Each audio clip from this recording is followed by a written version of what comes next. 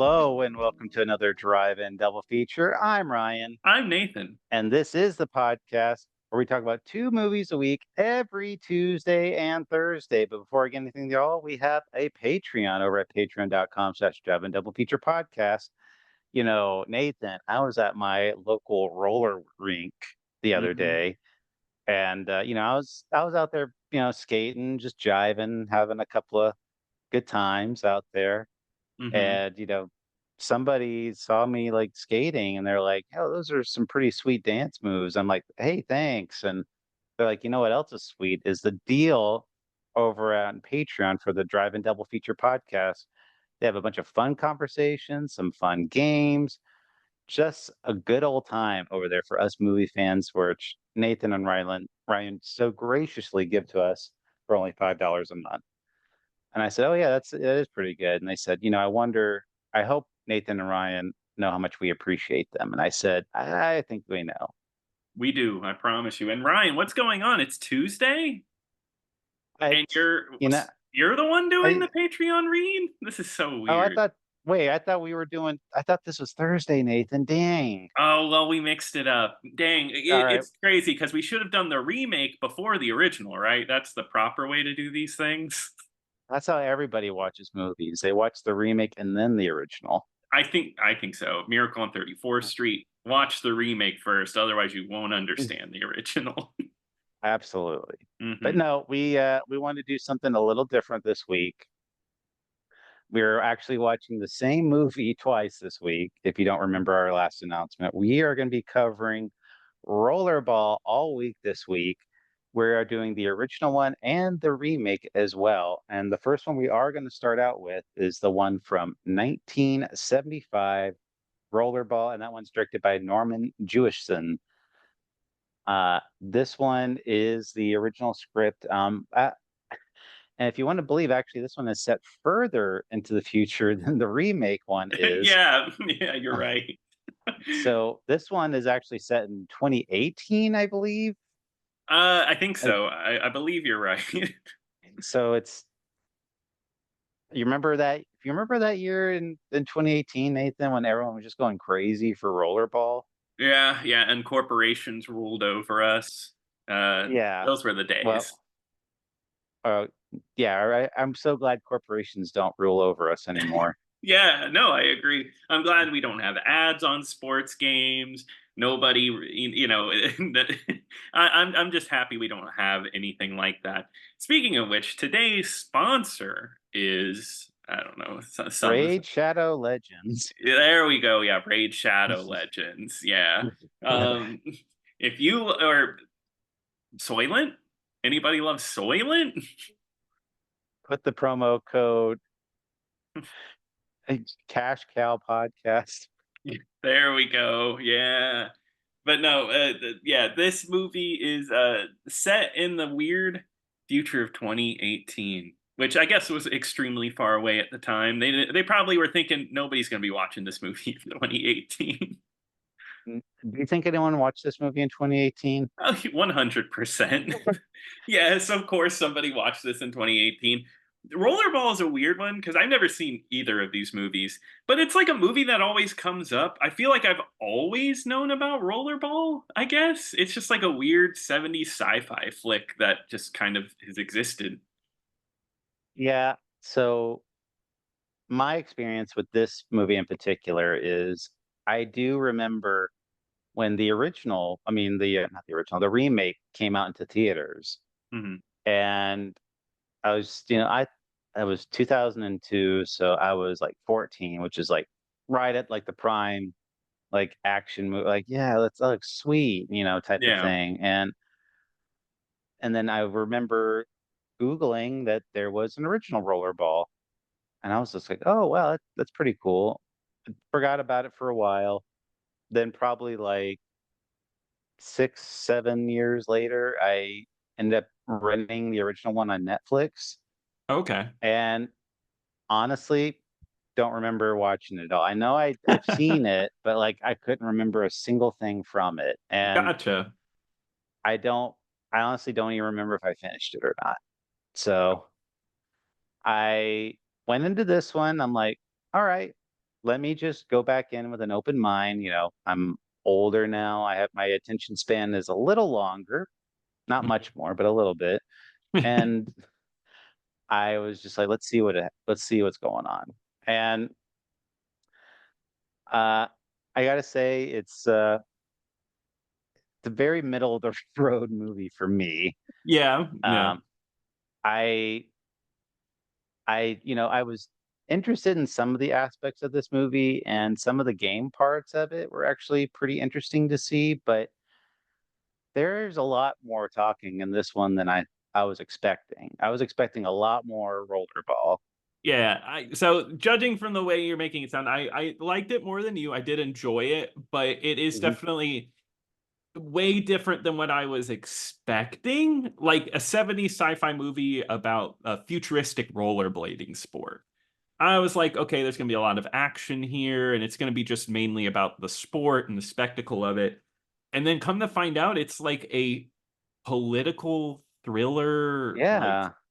and like it's more focused on the actual sci-fi world in it. And like you said, it's a lot of talking because in the very beginning, it shows the rollerblading sport and it shows James Caan, and the first thing I think is like he doesn't really look like a sports star. He doesn't, not in any way. But then I realize part of the reason they picked him is because they needed a dramatic actor because this movie has more scenes with drama and him dealing with the corporations that rule it. It's such an no wonder this movie kind of like struck a chord because it's a bit more than a B movie. It offers a little bit of something different. No, I agree with that. I mean, I didn't be clear, I didn't I didn't dislike this movie. Yeah, It just I was expecting a little more of like a crazier type of a movie, but it's like yeah. you said, it's like a very serious drama about individualism and Mhm. corporations, because the whole point of this movie is, like you said, is they picked James Caan, and one reason they picked him, I read, was that he was in that movie Brian's Song, which is a Yeah. really famous movie where he plays a football player that gets injured and he's dying, that sort of thing. Mhm. And so they really wanted a dramatic actor, like you said. So he does play Jonathan E, which whenever they never say what Jonathan E stands for. You just need to know the first name for this movie. N- no, yeah. So they like the whole world is basically controlled by corporations that everyone is really obsessed with rollerball, and it's more seen as like a an escapism from like the corporation side of things, even though this whole thing is run by corporations too. It's like people are just getting bloodthirsty Hmm. watching rollerball.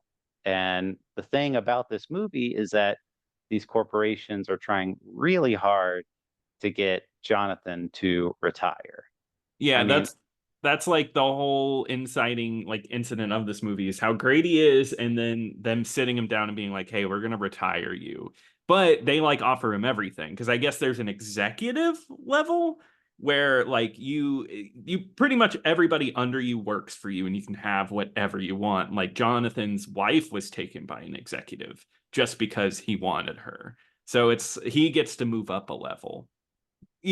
It's a little questionable if it will actually come true, but that's what they're offering. yeah, it's more so just like they're really tempting him to take this position on.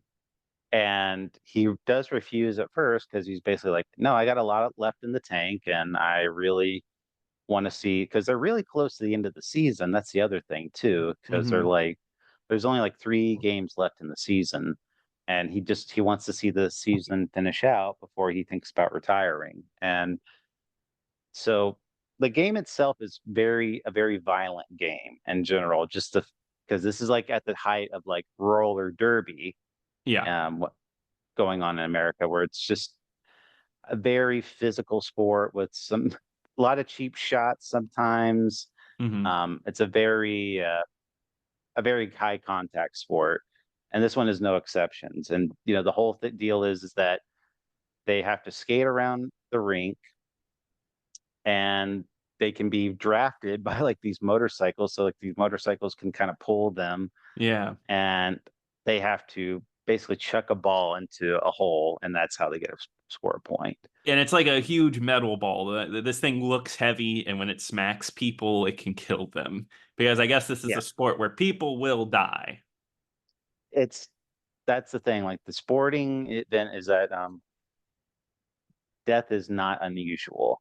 Hmm. They even say like, oh, like the highest that anyone's the amount of people that have died in one game is 9 or whatever. What a wild scene, because he's in an interview and they're like, I'm a real stat freak. I know all the stats.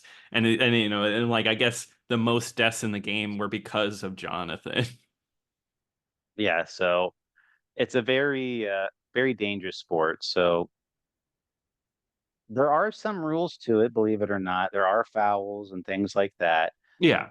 But as the movie goes on, and Jonathan is a lot more resistant to retiring, the corporations and everybody start taking away a lot of those rules. So, like one of the first rules they implement is that they take away all fouls and penalties. So basically, it's just you could do whatever you want to your opponent. Like, there's Yeah. no, you could pretty much just like bash their brains in, and it's no big deal type of thing. And that one, the next game they do play, like it's so violent that like the big friend that he has named Moon Pie, Of course.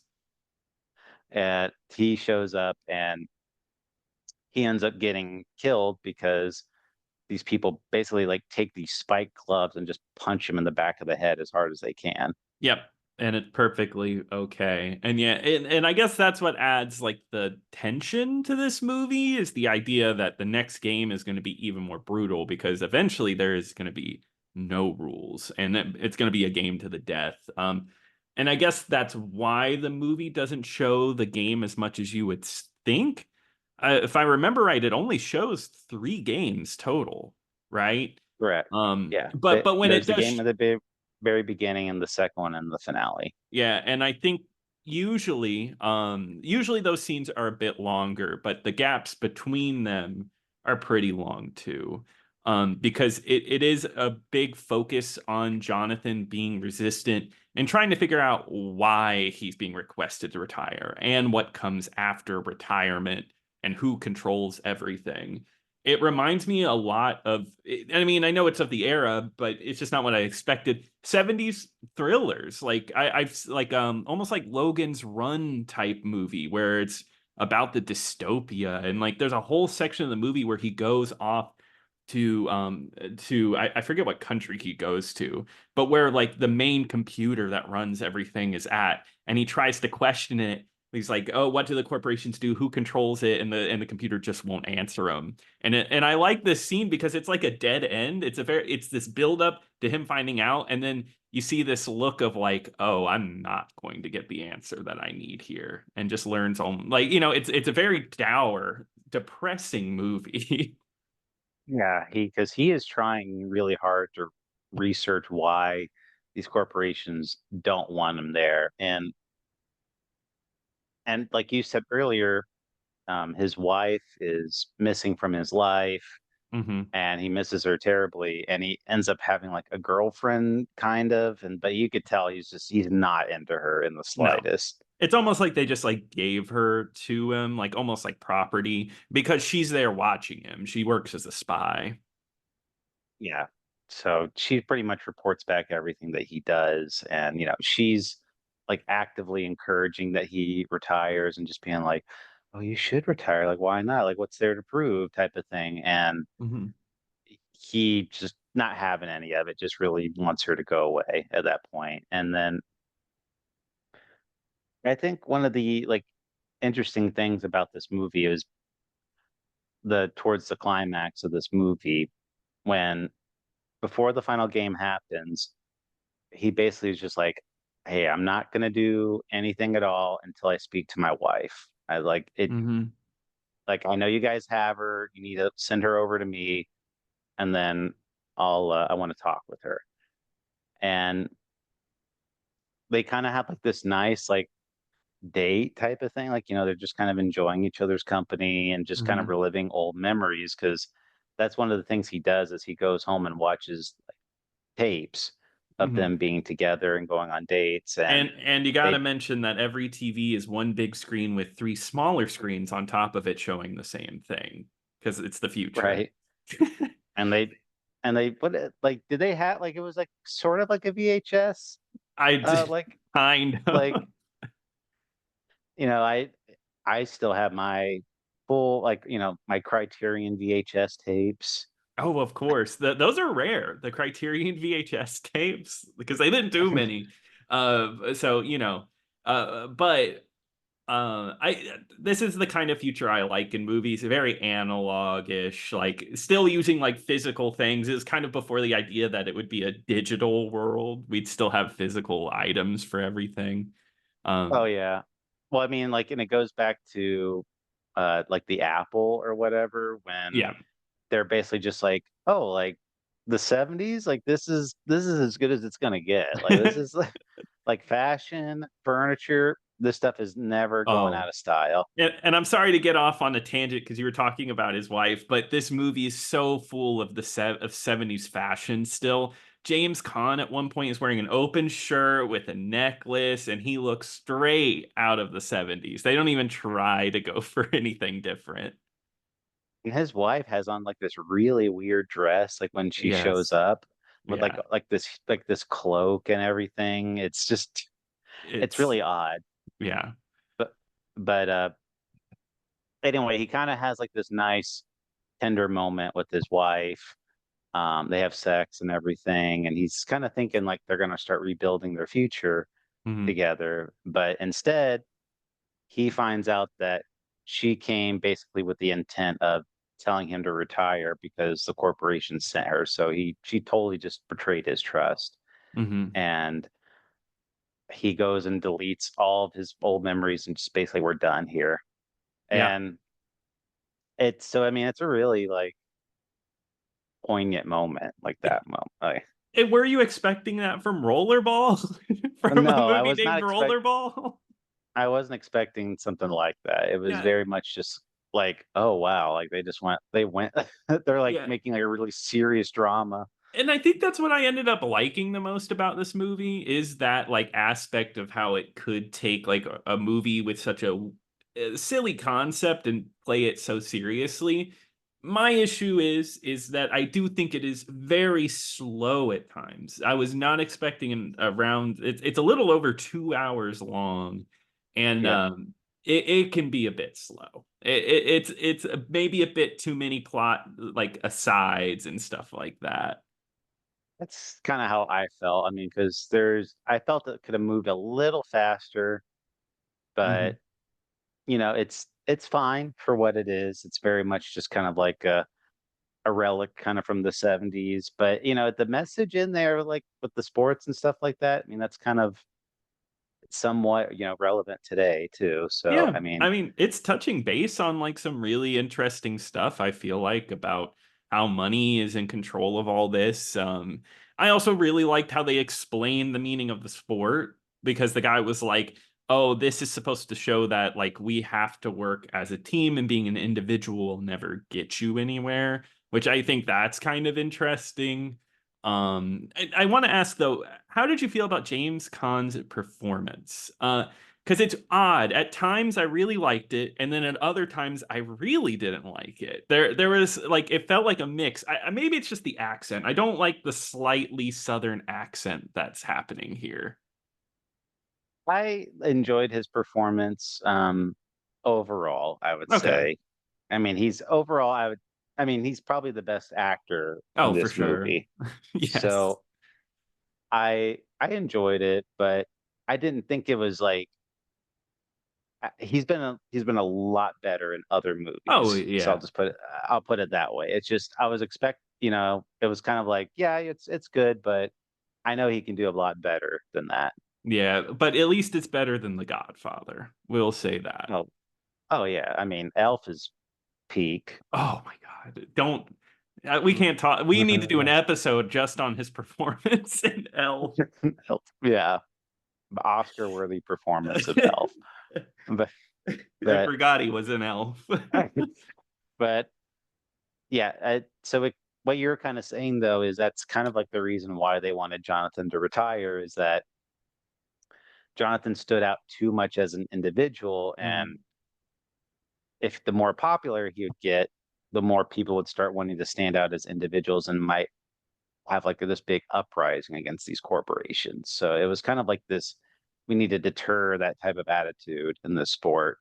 Yeah, So and what's great about it is there is a really good ending where all rules are off. It's a rollerball to the death, and James Caan basically he like people just die and murdered, and but he rises up against it all, and he gets that final moment where he puts the ball in the hole, I well, guess, the sprocket yeah, hole.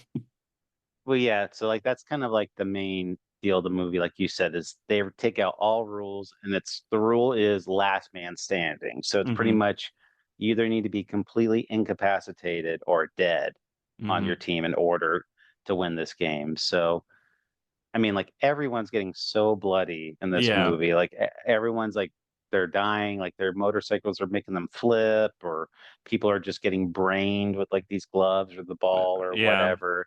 So, and like you said, at the very end of the movie, he does have like one of the opposing players, and he's like about ready to just like cave his skull in, and people are just like chanting, like, yes, yes, do it. Like, Hmm. that's kind of what the corporations are going after. And I like the ending of it a lot where he just simply just takes the ball and just like walks, like literally just Yeah. walks it over there, like just defiantly, and just throws it in, and just like they win the game, but like he didn't like have to sacrifice any of his morals or like become like the person they wanted him to become. Exactly. It is a perfect ending to this movie, even though the final shot is a little odd, where with like the the zoom in that's on his face, but it felt very 70s. I've seen it before. So I'm glad you mentioned that. The Probably like my biggest gripe with this movie is the music. I'm like, what was that? Like, Yes, the yeah. do do Dun, do do dun, do do. dun, dun. Yeah. Yeah, like It they're playing like Dracula music or what? Yeah, okay. At first, because that's the first song that plays, and they roll into the rink, and it fills up with people. I thought it was ominous. I liked that, but then it kept returning, and then it was the final song, and it feels weird. It just felt a little off, and the music as a whole was kind of off. I was expecting something synthy that'd be perfect for this. Yeah. So that's probably my biggest gripe of the movie. I'm just like, what is that? But um overall, like you said, it's a little too slow for my taste, Hmm. but it's a completely fine movie. I didn't have any major gripes about it. It's I think I gave it like 3 stars or whatever on Letterbox. So Yeah, so just that's like a perfectly fine movie. yeah, that's kind of what I felt like. I wasn't wowed by anything, but the parts I did like, it was good enough where it was outshined anything bad. Yeah, no, that's how I feel, but I'd probably give it like a 3.5 or something. There's something I just enjoy about this 70s sci-fi style. And I think the theming it offers a lot more than you'd expect, and I kind of like that it went above and beyond, but it does have some issues holding it back. Just a general slowness. I feel like about 20 minutes could have been cut from this, and I feel like I would have Sure. felt much better. But it's an interesting piece of history, and I would say I recommend it. So yeah. Yeah, I would probably say that as well. And also, I But gotta say before we end that Norman Jewison, this is technically the second one we've watched for this show, because if you remember, we almost covered the Cincinnati Kid, oh God. Yeah. the lost drive-in double feature episode. Yeah, we watched one of his movies with, which we thought we were going to end up covering, but we just like there's not really a whole lot there to talk about. Wow, which is crazy because we've watched movies with like no plot and found a Not way. we could have done it, but I think what it was is we found a better theme for that week is the E main reason why. exactly, but if you want a Cincinnati Kid episode, be sure to let us know. You can email us at drive and double feature Yeah, if podcast you at want gmail it dot that com. bad, we will do it. Yes, For sure. but that's gonna do it. Uh, so Nathan, what are we gonna be talking about next time? We're gonna be talking about Rollerball, of course. Oh, Yeah. perfect. Except we're gonna be jumping all the way to 2002. I look at things. I've seen this movie called. I know it came out in 2002, but I've seen plenty of places that say 2001. I don't know why. But we're jumping all the way to 2002 to talk about the Rollerball remake, directed by the great John McTiernan. I think that's how you say it, McTiernan. Which we'll get more into him later. But I'm excited. Absolutely. And I'm sure they're going to fix everything that we didn't like about Of this one in the course, remake. of course, not take away everything we liked about it. No, they wouldn't do that. They're just going to just fix errors that they meant to fix just to make it that much better. Yes, of But course. but anyway, if you have any thoughts and opinions about this podcast, please email us over at driveanddoubleFeaturePodcast@gmail.com. Don't forget to check out the Patreon at patreon.com/Drive and Double Feature Podcast and check out the YouTube channel at Drive and Double Feature Podcast. But until next time. Until next time.